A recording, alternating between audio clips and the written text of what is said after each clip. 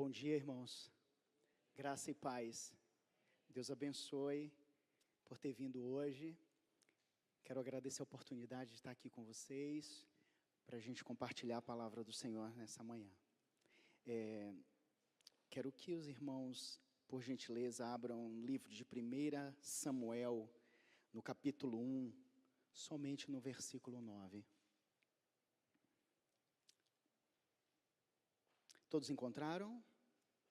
Primeiro livro de Samuel, capítulo 1, versículo 9. Diz o seguinte: Então, Ana se levantou, depois que comeram e beberam em Siló, e Eli, o sacerdote, estava sentado numa cadeira, junto a um pilar do templo do Senhor. Amém, irmãos. Nós hoje vamos falar um pouco sobre a vida de Ana, e especificamente a reação que Ana teve diante de um confronto. Quando eu li esse texto, eu me lembrei de uma experiência que eu tive no Natal do ano passado. Eu chamei os meninos e nós nos preparamos para os presentes do Natal. E eu tenho um filho de 8 anos. Quem tem filho de 8 anos talvez vai saber um pouco, talvez vai entender o que eu vou te dizer. Ele fez uma lista e na lista dele estava, eu lembro até hoje, um iPhone Pro Max. Quando eu olhei, eu falei, Jesus, misericórdia. 2, ele queria um computador da Apple. Eu falei bem assim, a coisa está esquentando, está ficando pior. E por fim, no 3º, ele queria uma caixinha chamada Buster Box. Eu não sei quem tem criança de 8 anos e curte isso, mas talvez vai entender. É uma caixinha de cartas, de jogos. Quando eu fui ver a lista, eu imaginei comigo bem assim, vai estar difícil esse ano o Natal para responder o presente dele.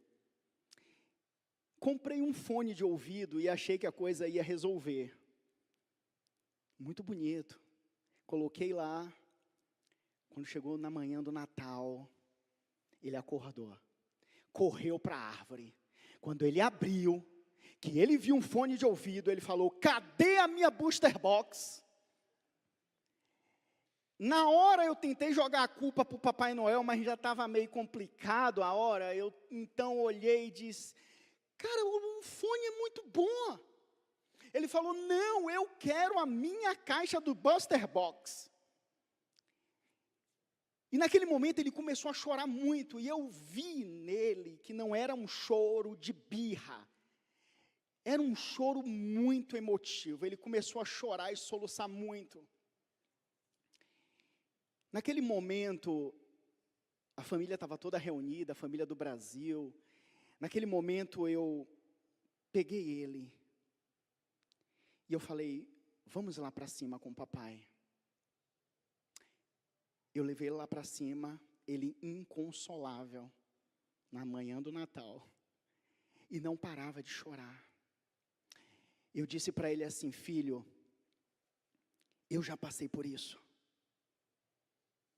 Aí ele disse, já? Aí eu disse, já. Quando eu tinha a sua idade, eu também passei por uma situação dessa. E as lágrimas não paravam dele de cair. E ele olhou para mim e disse assim, e como foi que você resolveu isso? Aí eu disse para ele, filho, quando eu era da sua idade, eu queria um Walkman. Sabe aquele amarelo? Quem anda antigo vai entender. Está dando risada porque já lembra. Aquele amarelo. E eu disse para ele, eu queria esse Walkman. E queria muito. E pedi muito a Deus. E não veio. E ele disse, como você reagiu? Eu disse, filho, naquele momento, eu dobrei os meus joelhos. E eu falei, Deus, muito obrigado, porque eu não ganhei o Walkman.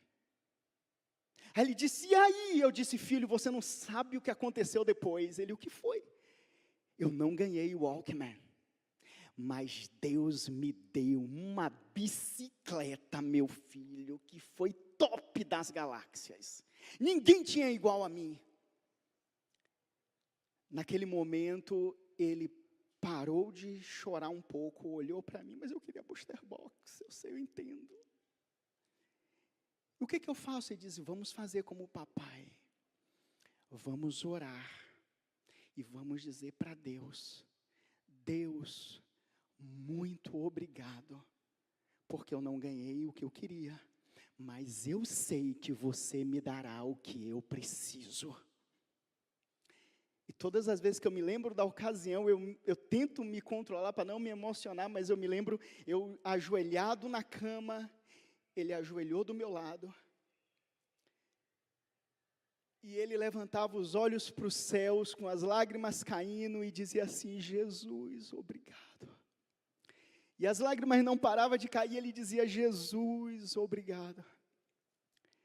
Naquele momento, eu olhei para ele, e eu me lembrei de todo o ano, de tanta coisa que eu tinha pedido para Deus, e também não tinha recebido.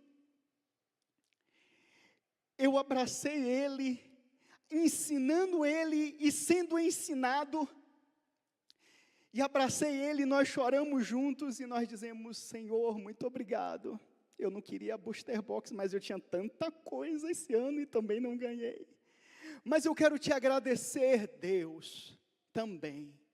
Nós nos abraçamos, ele parou de chorar, eu também, e nós descemos.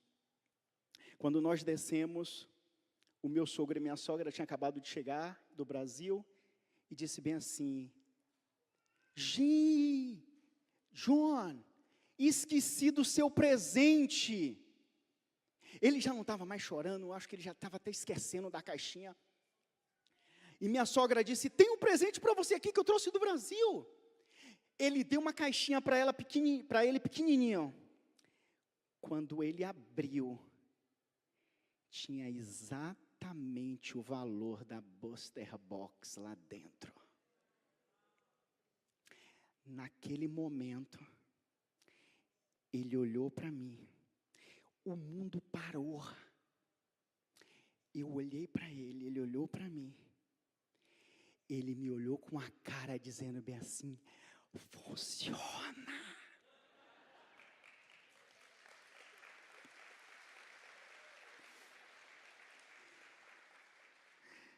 E eu olhei para ele, dei uma piscada de olho e disse, eu sei. Ninguém sabia de nada, só nós dois, o que se passou lá em cima no quarto. E nós estamos diante de uma história de uma mulher que não queria uma Booster Box. Ela queria um filho. Ela queria um menino.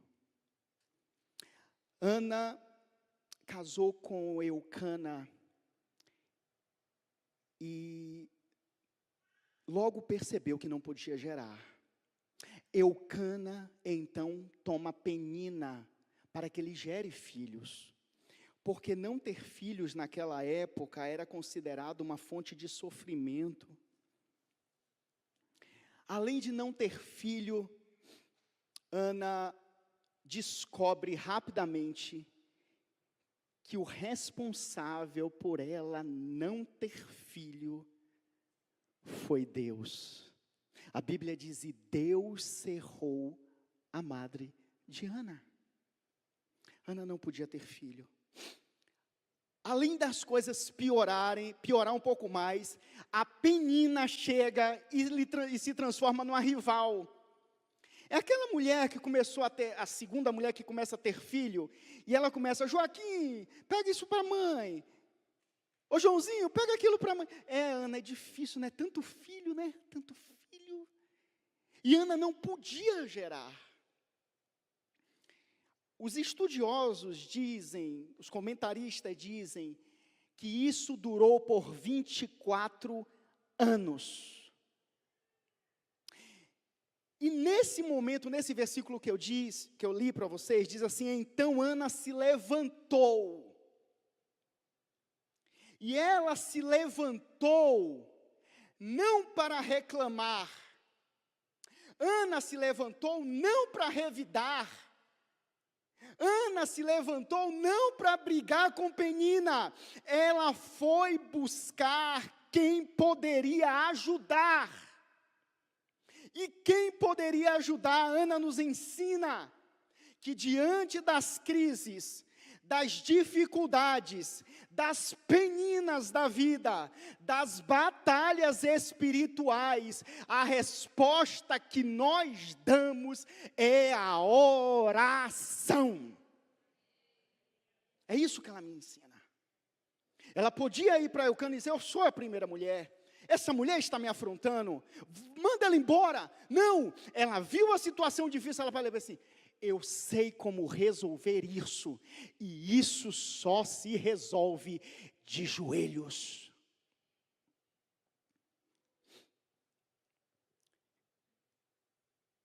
Quando a Penina aparecer, vá orar. Salmo 51, verso 17, diz assim: um coração quebrantado e contrito, Deus não desprezará.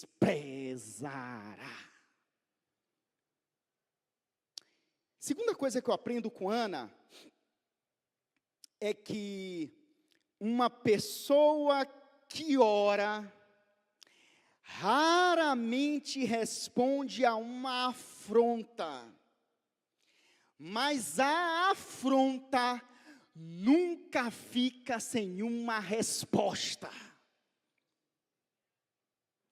Vou repetir. Uma pessoa que ora, raramente responde a uma afronta, mas a afronta nunca fica sem uma resposta. A Bíblia diz: e Deus se lembrou de Ana.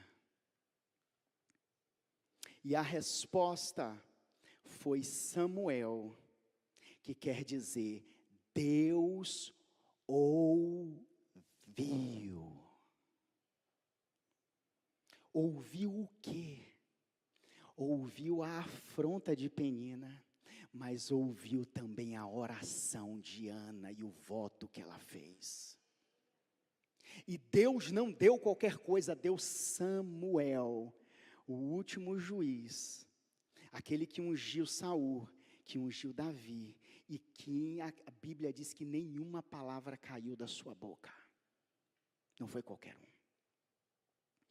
Mateus 5,44, Jesus nos ensina como lidar com essas circunstâncias. Ele diz o seguinte: eu, porém, vos digo, bendizei aos que vos maldizem, fazei bem aos que vos odeiam, e orai pelos que vos maltratam e vos perseguem, para que vocês sejais filhos do vosso Pai que estais nos céus, porque Ele faz com que o seu sol se levante sobre maus e bons, e envia chuvas sobre justos e injustos. Pois, se amardes os que vos amam, que recompensa vocês têm? Ou se saudardes o que vos saudam, que fazei demais? Não fazem também os publicanos a mesma coisa? Ele conclui no verso 48 e diz: sede vós perfeitos, como é perfeito o vosso Pai que está nos céus. O que Ana me ensina é que nós podemos mover o mundo, as situações, as crises, pelo poder da oração. Podemos. Tiago 5,16 diz: a oração de um justo pode muito em seus efeitos. John Wesley disse que a oração era o oxigênio da alma. Jesus passou 1/3 da sua vida, lá de Mateus a João, quando você vai ver, 1/3 é mencionando ou falando sobre oração. Perguntaram ao pastor David Ponyogishu, maior igreja do mundo, perguntaram para ele: pastor, qual o segredo da sua igreja crescer tanto? Qual o segredo da sua igreja prosperar tanto? Ele disse: o segredo é só um: oração. Nós oramos. 1 Tessalonicenses 5,17, Paulo diz: ore sem cessar. Colossenses 4,2, Paulo diz: persevere em oração. A Bíblia diz que o cativeiro de Jó virou enquanto ele orava pelos seus amigos.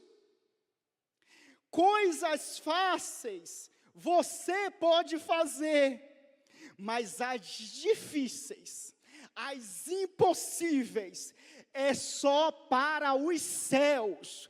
E os céus só se movem quando nós estamos de joelhos.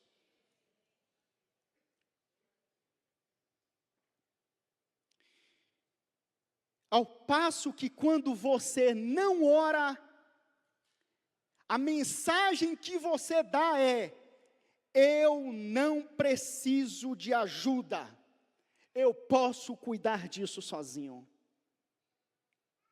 Quando você não ora, a mensagem que você passa indireta é: eu sou capaz, posso fazer isso sem a ajuda de Deus. A Bíblia fala sobre quando Davi ia para as lutas, para as guerras. A Bíblia diz que antes da guerra, Davi consultava a Deus e dizia: irei eu para essa guerra? Aí Deus dizia: vai. Davi ia e vencia. Irei eu para essa guerra? Deus falava para Davi: vai. E Davi ia e vencia. Chegou um momento que Davi estava com o exército todo montadinho, todo prontinho, os inimigos pequenininho. Davi olhou e falou assim: ih, rapaz, agora vai ser bom. Deus, eu já sei que você vai dizer que eu vou, mas vou para a guerra. Deus disse, lá na história: não. Davi, mas peraí, eu consigo vencer essa guerra fácil. Eu tenho capacidade, eu tenho arma, eu tenho poder, eu tenho inimigo, eu tenho amigos, eu tenho soldados. Deus disse: não, Davi, espera aqui. Quando você vê lá no vale a copa das amoreiras balançando, você sai atrás, porque eu já fui na frente.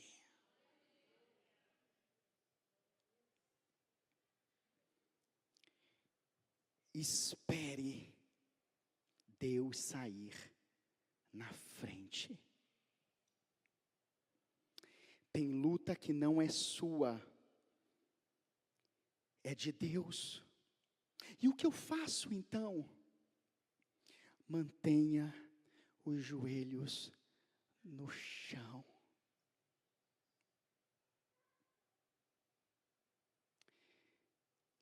Josué veio vencendo todas as guerras. Chega diante de Jericó, uma muralha intransponível. Josué olha com os soldados e diz, possivelmente deve ter dito: vamos precisar de Deus. Não podemos, mas Ele pode. Não somos capazes, mas Ele é. Não temos armas, mas Ele tem. A Bíblia diz que Deus dá ordem para que o povo rodeie as muralhas por 6 dias. E no 7º, rodeasse a cidade 7 vezes e tocasse a trombeta longamente. Aqui está um segredo importantíssimo dessa passagem. Ele pediu para que na 7ª volta tocasse a trombeta de maneira longa. É aquele toque bem comprido. Na cultura da época, os pastores usavam essas trombetas também, mas tinha um motivo.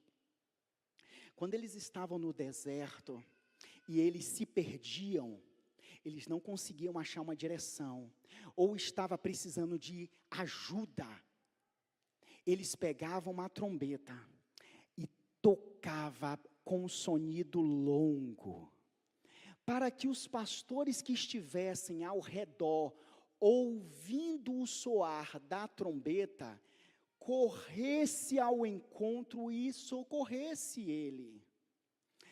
Quando Deus diz a Josué, toque a trombeta longamente, Deus está ensinando ao povo que quando você toca a trombeta, pedindo ajuda ao sumo pastor, ele desce para ajudar. É o que ele estava ensinando a Josué. Quando os muros se levantarem, pega a trombeta, que é a sua boca, entre no seu quarto e toque longamente, e o sumo pastor te ouvirá e te socorrerá. Ana entendeu isso e soube que a solução do seu problema não se luta com guerras materiais, mas de joelho. Da próxima vez que você não receber no seu tempo o que você quer, entre no teu quarto, toque a trombeta, ore, clame a Deus, e você vai ver que a sua bicicleta está chegando aí. Você vai entender, o tempo de Deus não é o nosso. Ana orou por 24 anos, mas de uma coisa você não tenha dúvida: Deus responde a um homem e uma mulher de oração. Responde, demore o tempo que for, levante peninas como for, Deus responde a oração de todas as bocas. Por isso, ore, aprenda com Ana. Eu sei que o seu Walkman não veio, o meu também não veio, mas a bicicleta chegou. Da próxima vez, mesmo que não venha o que você pediu, saiba de uma coisa: o teu Samuel está sendo gerado aí, está aí. Por isso, não esmoreça, continue orando, continue clamando ao Deus dos céus, e o Deus dos céus, como se lembrou de Ana, se lembrará de você, como se lembrou do meu John, quando ele estava lá, de joelhos, e ele disse: Senhor, eu te agradeço, descemos E ele já tinha recebido a booster box dele. Que o Senhor nos ajude a perseverarmos em oração, aguardando o nosso Samuel com paciência. Que Deus abençoe a todos. Amém.